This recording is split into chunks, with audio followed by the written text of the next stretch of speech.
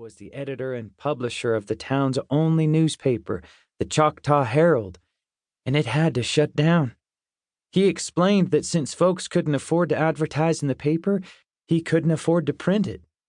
He also said that a town without a newspaper was a poor town indeed. After he closed the newspaper office, he left home to look for work. And that's when the worst thing of all happened to our family. Daddy went to North Carolina to apply for a job at a big paper. But when he got there, the people who worked for the paper, the journalists, reporters, and linotype operators, went on strike against the paper.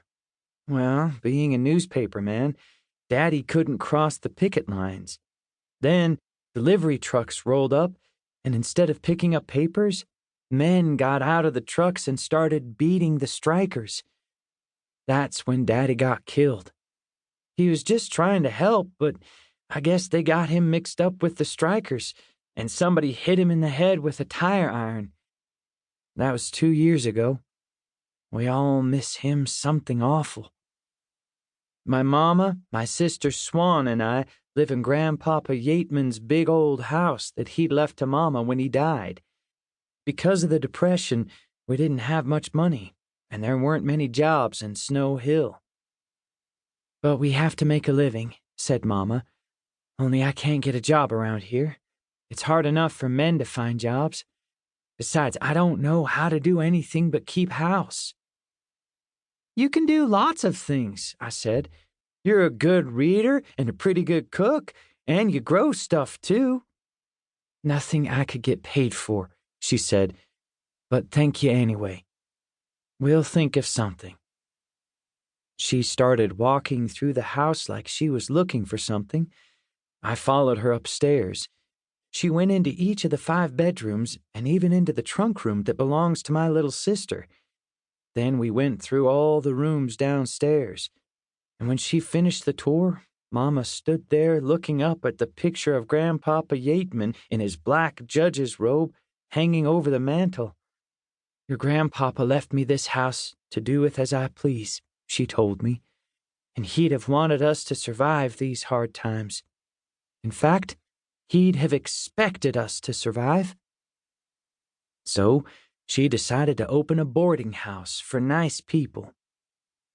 Some people in town didn't think she should, since she was the judge's daughter and it didn't look proper. They acted like it was their house instead of ours. But Mama paid them no mind. She just went about her business. And that's when Lily came to work for us and started to run our lives. Lily took the pot of peas off the stove and, putting her hands on her hips, gave me her hawk look. Brother Sayre, she said, stop daydreaming and get about your business. A railroad calendar hung on the inside of the pantry door. On it was a picture of the 20th Century Limited, the most beautiful steam engine in the world, rounding a curve of track like she's riding to glory. Mr. Edwards, who's one of our boarders and a railroad engineer, had given it to me.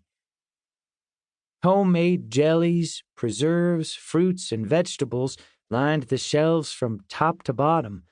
We grew most of what we ate. Every season, Mama and Lily put up peaches, tomatoes, applesauce, beans, watermelon pickles, and just about anything else that grew in the garden. I took down 2 jars of golden scuppernong jelly and patted the calendar on my way out. Lily, I said, putting the jelly jars into a paper sack, reckon how long this depression's gonna last? Don't be asking me about the depression, she said. It don't mean much to me. Don't mean much to any Negroes. We was born in depression. It only became official when it hit the whites. Now, before you go, run on and see does your mama want anything from town. I went upstairs to the sewing room. I heard Mama before I saw her. She was singing about trains, keeping time with her foot on the treadle of the sewing machine. This train is bound for glory. This train, thump, thump, thump.